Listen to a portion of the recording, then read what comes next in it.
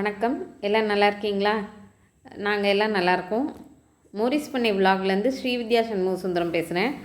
நம்ம இன்றைக்கி தீபாவளி ஸ்பெஷலாக அதிரசம் எப்படி செய்யலான்னு பார்க்கலாம். அதுக்கு தேவையான பொருட்கள் என்னென்னு பார்ப்போம் வாங்க. இப்போ பார்த்திங்கன்னா அதிரசத்துக்கு நம்ம அரிசி எடுத்துருக்கேன். நான் என்ன அரிசி? பச்சரிசி தான். 5020 அரிசி. நீங்கள் கடையில் வாங்கும்போது மாவு பச்சரிசின்னு வாங்குங்க. நாங்கள் பலகாரத்துக்கு 5020 அரிசி ரெண்டும் ஒன்று தான். இந்த பொன்னி இந்த மாதிரிலாம் வாங்கினீங்கன்னா நல்லா இருக்காது. இந்த மாவு பச்சரிசின்னு கேட்டிங்கனாலே கிடைக்கும். இங்கே நாங்கள் கிராமத்து பக்கத்தில் 5020 சொல்லுவோம். இந்த அரிசி வந்து நான் அரைப்படி எடுத்திருக்கேன். அதாவது டம்ளரில் 2 டம்ளர் எடுத்திருக்கேன். இதை வந்து ஒரு 3 மணி நேரம் ஊற வைக்கணும். ஊற வச்சுட்டு நம்ம அதிரசத்துக்கு என்ன பண்ணலாம் எப்படி பண்ணலாங்கிறத காமிக்கிறேன், பார்க்கலாம் வாங்க. இப்போ பார்த்திங்கன்னா அதிரசத்துக்கு அரிசி ஊற வச்சுருந்தோம் இல்லையா, அதை இப்போ ஒரு வெள்ளை துணியில் வந்து நம்ம அப்படியே போட்டிருக்கோம். இது கரெக்டாக இன்னொரு வீட்டுக்குள்ளே தான் போட்டிருக்கோம். ஒரு கரெக்டாக ஒரு 15 நிமிஷம் 20 நிமிஷம் உலர்ந்தோன்னே நம்ம எடுத்து பொடி பண்ணிடலாம். காமிக்கிறேன் பாருங்கள் உங்களுக்கு. அப்போ பாருங்கள், இப்போ நல்லா இதாகிடுச்சு சுத்தம் பாருங்கள். இப்போ கரெக்டான பதத்தில் இருக்குது. இது பண்ணிங்கன்னா இந்த மாதிரி கையில் ஒட்டியிருக்கணும். அவ்வளோதான். இந்த பதத்தில் எடுத்து நம்ம மிக்சியில் போட்டு அரைச்சிடலாம். மாவு பாருங்கள், நல்லா சலித்து எடுத்துகிட்டு வந்துட்டேன். இப்போ ஈரமாக தான் இருக்குது மாவு, நல்லா ஈரமாக இருக்குது. இப்போ என்ன பண்ணணும், நம்ம நல்லா இப்படி அமுக்கி வச்சிடணும். பாகு வைக்க போகிறோம் இல்லையா, இது உடனே நம்ம செஞ்சிடணும். பாகு வைக்க போகிறோம். நல்லா ஈரம் இதாகாமல் காயாமல் இருக்கிறதுக்கு நல்லா இப்படி அமுக்கி வச்சுட்டு நல்லா ஒரு மூடியை போட்டு மூடி வச்சிடணும். மூடியை போட்டு மூடிட்டு, ஏன்னா மாவு காஞ்சிடுச்சுன்னா உங்களுக்கு பதம் மாறிடும். அதனால் நல்லா மூடியை போட்டு மூடி வச்சுட்டு பாகு வச்சு எடுத்துடலாம். இப்போ அதிரசத்துக்கு பார்த்திங்கன்னா நம்ம 1 டம்ளர் அரிசிக்கு 1 டம்ளர் வெல்லம் போடணும். நம்ம 2 டம்ளர் அரிசி எடுத்துருக்கோம். இப்போ நம்ம 2 டம்ளர் வெல்லம் போடணும். இப்போ 1 எடுத்துருக்கேன், அதை இதில் போட்டுடலாம். நல்லா பொடியாக நசுக்கிக்கணும், அப்போ தான் நல்லாயிருக்கும். அடுத்து இன்னொரு டம்ளர் எடுக்கிறேன் நான். இப்போ பார்த்திங்கன்னா 2 டம்ளர் 2 டம்ளர் அரிசிக்கு 2 டம்ளர் வெல்லம். 2 டம்ளர் வெல்லத்துக்கு 1 டம்ளர் தண்ணி. அதுக்கு மேலே தேவையில்லை. 1 டம்ளர் தண்ணி அப்படியே ஊற்றிடலாம். ஊற்றிட்டு இப்போ இதை நம்ம பாகு வச்சிடணும். இப்போ வந்து நம்ம வெல்லத்தில் தண்ணி ஊற்றி நம்ம கொதிக்க வைக்கிறோம். இதுக்கு பாகு இப்போ வைக்கிறது இல்லை. நல்லா வெல்லம் கரைஞ்சோன்னே இதை நல்லா வடிகட்டிடணும். ஏன்னா தூசி கீசி இருக்கும். வடிச்சிட்டு திருப்பி பாகு வைப்போம். அதை பாகு வைக்கிறத காமிக்கிறேன் பாருங்கள். பாகை வந்து வடிகட்டி வச்சுட்டோம். சுக்கு பவுட்ரு கொஞ்சம் எடுத்து போட்டுடணும். சுக்கு பவுட்ரு போட்டுக்கலாம். ஏலக்காய் தூள் கொஞ்சம், சுக்குத்தூள் 1/4 ஸ்பூனு, ஏலக்காய் தூள் 1/4 ஸ்பூன் போட்டுக்கணும். பாகு எந்த அளவுக்கு பதம் வந்திருக்குன்னு பார்ப்போம். பாருங்கள், அப்படியே நம்ம இதாகுது. இன்னும் சரியாக வரல. வந்தோடனே இன்னும் கொஞ்சம் நேரம் கொதிக்கிட்டோம். கொதிச்சோன்னே காமிக்கிறேன் பாருங்கள். இப்போ பாகு பதம் பார்ப்போம்.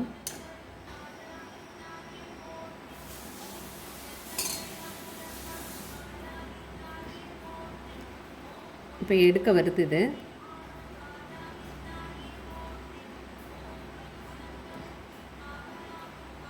எடுத்து உருட்ட வருது.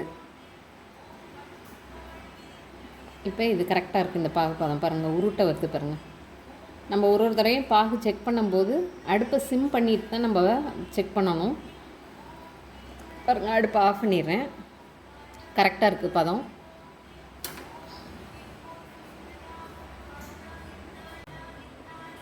இப்போ நம்ம வந்து பாகை கொஞ்சம் கொஞ்சமாக ஊற்றி இந்த மாவில் கிளற போகிறோம். பாருங்கள், நல்லா அமுக்கி வச்சுருந்தோம் இல்லையா, அதை நம்ம மறுபடியும் இப்படி ஊற்றி விட்டுறலாம். கிளறி விட்டுட்டு இப்போ நம்ம கொஞ்சம் கொஞ்சமாக பாகை ஊற்றி இது பண்ணிடலாம்.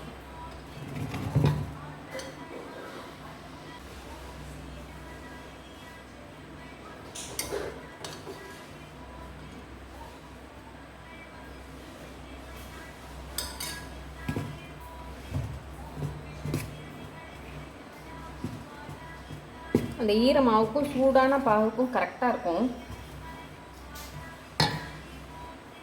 அப்படியே ஊற்றி ஊற்றி நம்ம கிளறிட்டே இருக்கணும். அப்படியே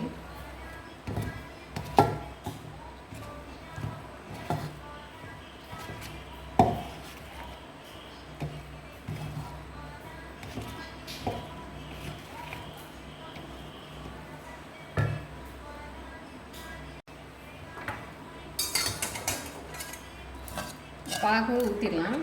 இப்போ கலந்துட்டு கொஞ்சமாக பேலன்ஸ் வச்சுருக்கேன் நான். பார்த்துட்டு மதியம் ஊற்றிக்கலாம். நம்ம கரெக்டாக இருக்கும் உங்களுக்கு.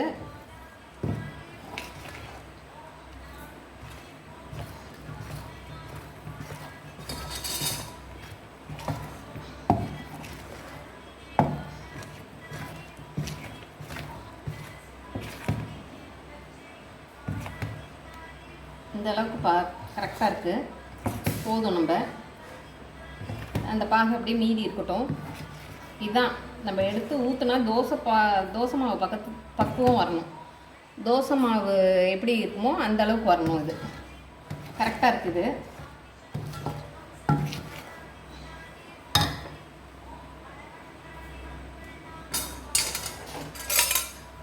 ஒரு கரண்டி பாகு மீந்திருக்கு. அது பரவாயில்ல, எடுத்து வச்சிடறேன் நான். இப்போ இதை நான் பாத்திரம்லாம் மாற்றிட்டு காமிக்கிறேன் பாருங்கள். பார்த்தீங்கன்னா இப்படி ஒரு பாக்ஸில் மாற்றி வச்சிட்டேன். நாளான்னைக்கு நம்ம எடுத்து காமிக்கிறேன் பாருங்கள். 2 days இருக்கணும். நாளைக்கு ஒரு நாள், நாளான்னைக்கு எடுத்து நம்ம தட்டலாம். இப்போ பாருங்கள், நம்ம வந்து அதிரச மாவு கிளறி வச்சோம் இல்லையா, 2 நாள் ஆகிடுச்சு. அன்றைக்கி எப்படி தோசை மாவு மாதிரி இருந்துச்சு, இன்றைக்கி நல்லா ஹார்டாகிடுச்சு. இப்போ நம்ம அதை எண்ணெயில் தட்டி போட்டு காமிக்கிறேன் பாருங்கள். கரெக்டான பாதத்தில் இருக்குது. இதை இப்போ தட்டி எண்ணெயில் போட்டு காமிக்கிறேன். நம்ம இந்தளவு எடுத்துக்கலாம். எடுத்துகிட்டு நம்ம தட்டிக்கலாம் பாருங்கள்.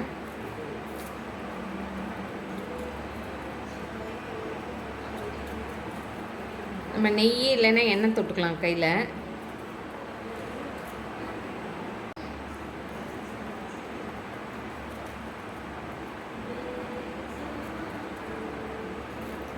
இந்தளவு தட்டினா போதும். இது அப்படியே எண்ணெயில் எடுத்து இப்போ போட்டுடலாம். நம்ம பாருங்கள்,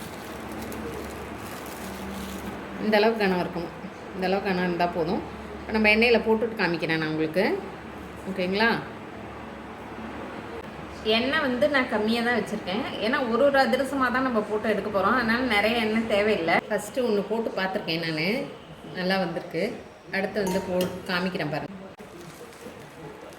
பாருங்கள், அப்படியே எண்ணெயில் போட்டுறேன். மீடியம் ஃப்ளேமில் தான் வச்சுருக்கேன்.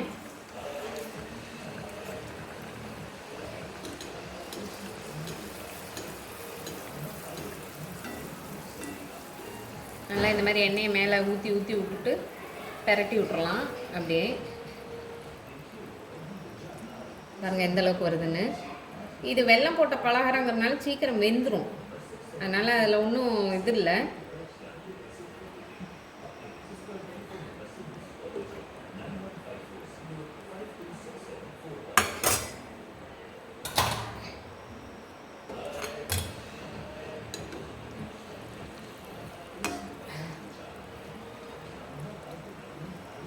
இப்போ நல்லா அடங்கிடுச்சு பாருங்கள் அந்த பொறுப்பு இதெல்லாம். இதை எடுத்துடலாம். நம்ம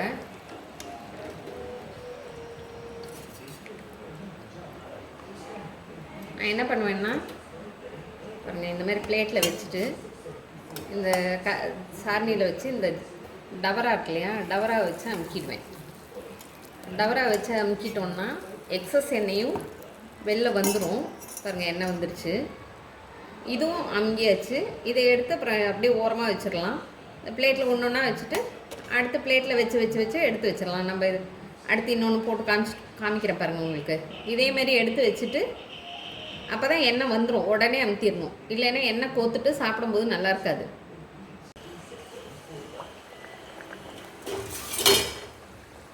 எண்ணெயை மட்டும் இப்படியே மேலே அப்படியே ஊற்றி விடணும். அப்போ தான் நல்லா மேலேயும் நல்லா அப்படியே பூரி மாதிரி உப்பி வரும். இப்படி ஊற்றி விடும்போது பாருங்கள் எப்படி நல்லா வருது பாருங்கள்.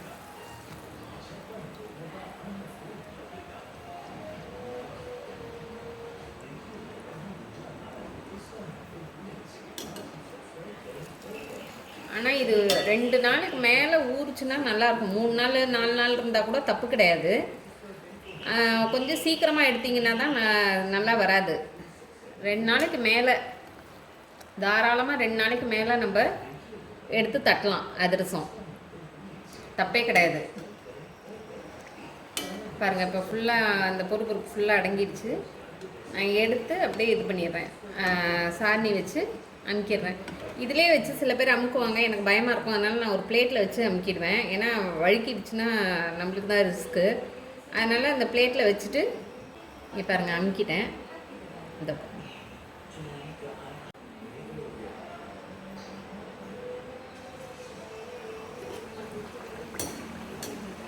பாருங்கள் அப்படியே மேலே எண்ணெயை அப்படியே இது பண்ணி ஊற்றணும். அப்புறம் அப்படியே பரட்டி போட்டுடலாம். நல்ல பூரி மாரி வருது பாருங்கள்.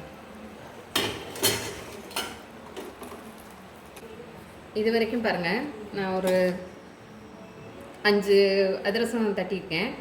ஃபுல்லாக தட்டி முடிச்சுட்டு உங்களுக்கு காமிக்கிறேன் பாருங்கள். இது வந்து இப்போ சாப்பிடும்போது முறுமுறுன்னு இருக்கும். நாளைக்கு இல்லை நாளைக்கு ஈவினிங், நாளைக்கு சாயந்தரத்துக்கு மேலே நல்லா சாஃப்ட் ஆகிடும். இதை ஃபுல்லாக முடிச்சுட்டு நான் உங்களுக்கு காமிக்கிறேன் பாருங்கள். பாருங்கள் இப்போ அதிரசம் நான் செஞ்சு முடிச்சிட்டேன். எனக்கு ஒரு 25 அதிரசம் வந்திருக்கு. இது மாதிரி நீங்களும் வீட்டில் செஞ்சு பாருங்கள். நல்லா வந்திருக்கு பாருங்கள். இது வந்து நல்லா ஒரு ஏர்டைட் பாக்ஸில் வச்சு நல்லா மூடி வச்சிட்டிங்கன்னா நல்லாயிருக்கும். அது அவ்வளோ சீக்கிரம்லாம் வீணாக போகாது. 1 மந்த்துக்கு மேலே நல்லாவே இருக்கும். இவ்வளோ நேரம் இந்த வீடியோ பார்த்தவங்க எல்லாருக்கும் நன்றி. லைக் பண்ண எல்லாருக்கும் நன்றி. சப்ஸ்கிரைப் பண்ண எல்லாருக்கும் நன்றி. சப்ஸ்கிரைப் பண்ணாதவங்க சப்ஸ்கிரைப் பண்ணுங்கள். தேங்க்யூ.